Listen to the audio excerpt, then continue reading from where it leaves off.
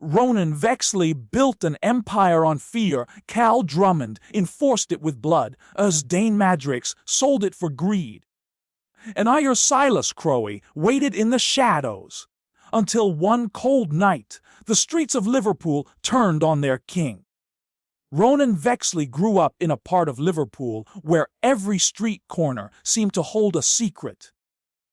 The row houses were worn, the alleyways narrow, and the sound of police sirens felt like part of the soundtrack of daily life. As a boy, Ronan didn't have much, but he learned quickly that fear was a currency that spent well in his neighborhood. He started small, snatching wallets and selling stolen bikes, but there was something different about him, even back then. Other kids stole for quick thrills, but Ronan stole with a purpose, stashing away money, mapping out which streets belonged to which crews, learning which shopkeepers would pay to keep trouble away. By the time he turned 16, his name was already being whispered by people too nervous to say it out loud. At 19, Ronan was more than just a petty criminal. He was sharp, calculating, and unshakably calm, a dangerous mix in a place where most young men let anger get them killed. He gathered a small crew of loyal friends who admired his focus and followed his lead. They called themselves the Iron Dogs, a name that sounded ridiculous at first but soon became a threat that carried weight. The crew moved fast, muscling into small rackets that older gangs ignored. They took over stolen car runs, leaning on teenage joyriders to work for them, and shook down corner shops for protection money. It wasn't just what they did, it was how they did it. When anyone resisted, Ronan made sure the punishment was severe enough to send a message, but not so wild it brought police attention crashing down on them too soon. His calmness was what frightened people most. Rivals expected rage, screaming, and reckless attacks, but Ronan didn't yell. He didn't need to. He'd stare someone down, speak softly, and then unleash violence so sudden it left no room for negotiation. Word spread quickly about the boy who didn't flinch when things got bloody. Local businesses, terrified of losing their windows or worse, began to pay without complaint. The Iron Dogs became less of a gang and more of a shadow authority on certain streets. By his early 20s, Ronan had made himself untouchable in ways that seemed impossible for someone so young. Older criminals underestimated him at first, assuming he was just another reckless kid with a knife. But when two rival crews tried to squeeze his operations, their leaders disappeared. One found unconscious and broken in a scrapyard, the other floating in the river. No one ever proved Ronan ordered it, but everyone knew. That was the thing about him, he rarely left fingerprints on his crimes. Only whispers and fear. The press started to notice, but coverage was cautious, strangely thin. Reporters who dug too deep received warnings. Anonymous notes, late night calls, sometimes worse. Those who ignored the warnings backed off quickly, some resigning from their jobs altogether. Even the police seemed oddly restrained, raiding small operations around the city, but rarely touching anything linked to Ronan. Rumors of informants in uniform floated around, though no one dared speak too loudly about it. For the people living in his part of Liverpool, Ronan Vexley was more than a man. He was a force, the kind that changed the air when he walked into a room. Parents told their kids to stay out of his way, and shopkeepers learned to hand over envelopes without meeting his eyes. He wasn't born into power. He built it with fists, fear, and the kind of patience most criminals lacked. And as his reputation grew, so did his ambitions. He no longer wanted just the streets. He wanted the city. By the time Ronan Vexley reached his late 20s, he had already carved out a reputation that stretched far beyond the narrow streets where he first started. What began as small, time hustling with the Iron Dogs turned into something much bigger. Something that looked less like a gang and more like an organization. Ronan understood early that violence alone couldn't build an empire. It took structure, secrecy, and strategy.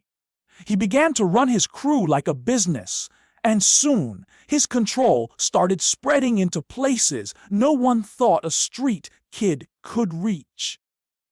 The docks became his turning point. Liverpool's waterfront was a maze of warehouses, shipping containers, and backroom deals. And it had always been a prize for anyone ambitious enough to take it. That's where Kael Drummond came in. A former seaman with a broad frame, broken teeth, and a reputation for doing terrible things with a blade. Kael knew the docks like the back of his scarred hands, and under Ronan's direction, they began intercepting shipments.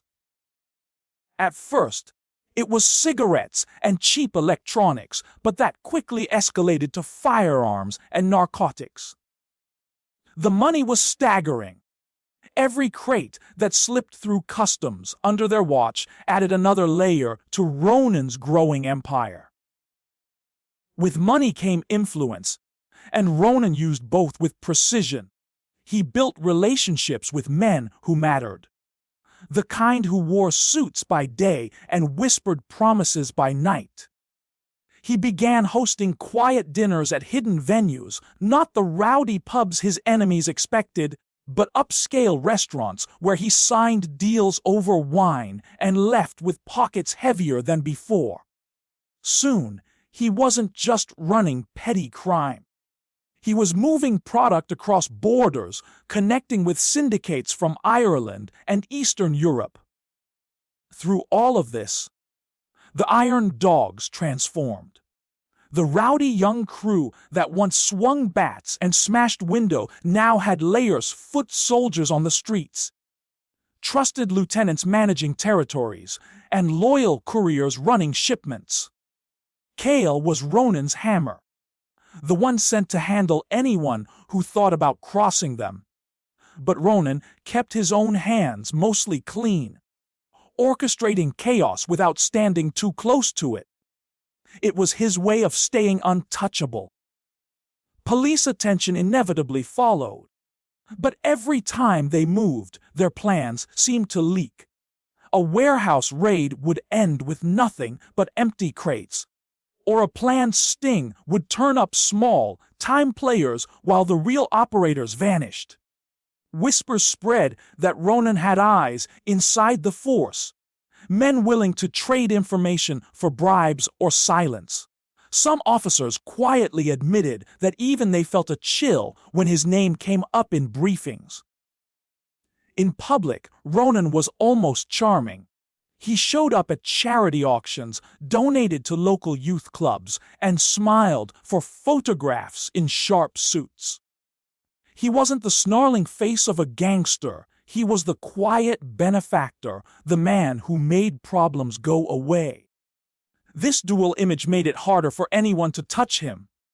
To some, he was a dangerous criminal. To others, he was a man giving back to the city. But beneath the polished surface, cracks were forming. The more Ronan built, the more people wanted what he had. Rival crews didn't just see him as competition. They saw him as an obstacle that had to be removed. And as his empire spread, it became impossible to keep every hand loyal. Power had made him untouchable, but it also made him a target. Inside Ronan Vexley's empire, trust was supposed to be the glue that held everything together. The Iron Dogs had been built on loyalty, a code that was simple but sacred. You protect the man above you, and you punish the one who betrays you. For years, that code had worked. But as the operation grew bigger and the money thicker, those bonds started to strain in ways Ronan never expected. The betrayal that would end his reign didn't come from the outside. It came from the inside, from someone he trusted completely. Dane Maddrix. Dane wasn't like Kael Drummond or the street-level thugs who broke bones and kicked indoors. He had a smooth way about him. The kind of man who wore tailored coats and always had the right words in every room. Dane handled the finances, the money laundering. The shell companies that made Ronan's criminal empire look like a legitimate enterprise. He was the one who talked to lawyers, bankers, even a few politicians. Everyone in the crew assumed Dane was as loyal as they came. He'd been with Ronan since the early days. The one who promised to keep the books clean and the heat off their backs. But whispers have a way of turning into storms. It started small, missing shipments, cash counts that didn't add up, phone calls that Dane couldn't explain. Ronan brushed it off at first, thinking maybe it was just sloppy work or outside interference. But Kael wasn't so forgiving. Kael had been on the streets long enough to smell trouble, and he warned Ronan that something didn't sit right. There were new players creeping into Liverpool's Underworld, most notably Silas Crowe, a Manchester gangster with an appetite for territory and a reputation for leaving his enemies in shallow graves. Silas had been trying to get his claws into Liverpool for years, but every attempt had been pushed back by Ronan's crew. Then, almost overnight, things began to shift. Silas's men seemed to know where Iron Dog's shipments were headed before they arrived. Rival dealers weren't just being nudged aside, they were disappearing altogether. It didn't make sense. The only explanation was that someone was feeding Silas inside information. Someone close enough to know details that were supposed to be locked down. The more Ronan looked, the more he found things that didn't fit. Deals Dane had set up suddenly collapsed, while new competitors emerged in their place. Profits that should have been steady started to dip. When Ronan confronted him, Dane always had answers. Plausible, polished answers. But the unease didn't fade. Behind Ronan's back, Dane had been playing a dangerous game. He had struck a secret arrangement with Silas Crowe, promising him access to Liverpool's docks and Ronan's distribution network in exchange for a share of the profits and a guarantee of safety for himself. Dane believed he could outsmart them all, keep Silas happy while staying in Ronan's good graces. But deals with men like Silas were never safe, and the longer Dane played both sides, the more tangled the web became. Inside the Iron Dogs, the tension was like a taut wire ready to snap. Kael started watching Dane, waiting for proof. But Dane was clever. He covered his tracks well, leaving no obvious evidence. Ronan, for all his instincts, couldn't bring himself to believe that one of his oldest allies could turn against him. That hesitation gave Dane the space he needed to plan the unthinkable, the removal of the man who made him. What Dane didn't see was that betrayal rarely stays hidden forever. The choices he made set events into motion that no one could stop, and every lie he told pushed Ronan closer to the trap being built around him. The night that would seal Ronan Vexley's fate began without any hint of chaos. It was bitterly cold. The kind of February evening when the streets felt deserted and every breath turned to mist. Ronan had been told there was a meeting, quiet, discreet, away from prying eyes, at an abandoned warehouse near the edge of the docks.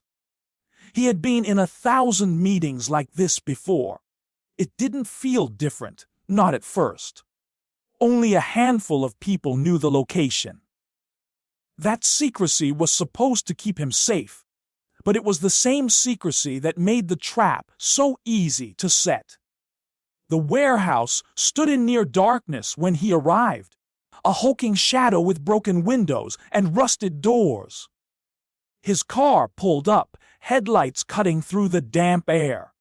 Somewhere in the distance, a lone dog barked, and then the city fell silent again. Inside, the air smelled of oil and dust, the cold metal walls amplifying every faint sound. Ronan was used to danger, but there was something different in the air that night, an unease he couldn't quite name. The betrayal unfolded faster than anyone expected. A flash of movement, the glint of steel, the dull thud of something heavy striking. The men who had come with him, trusted lieutenants, were overwhelmed in seconds, some caught completely off guard, others too stunned to fight back. Whoever had planned, this wasn't improvising, every step was precise. The fire came next. Fuel splashed across the warehouse floor, the smell sharp and choking. When the flames took hold, they roared to life with terrifying speed, swallowing the wooden beams and crates stacked high along the walls. The blaze lit the night sky, an orange beacon visible for miles. Residents in nearby flats called the fire brigade, thinking it was just another derelict building gone up in flames. They had no idea the violence that had ignited it. When firefighters finally broke through the wreckage, they found bodies. Or what was left of them. Charred remains, barely recognizable, were pulled from the ash. The scene was too chaotic to make sense of at first.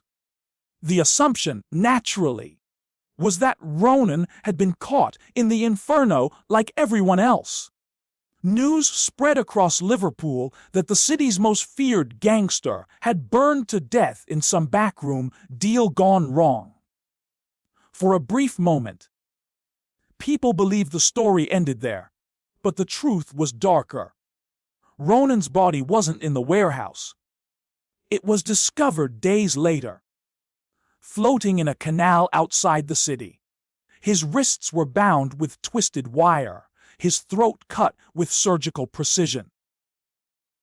Whoever had done it wanted him to suffer, but they also wanted the message to be clear. This wasn't an accident. And it wasn't just a killing. It was an execution.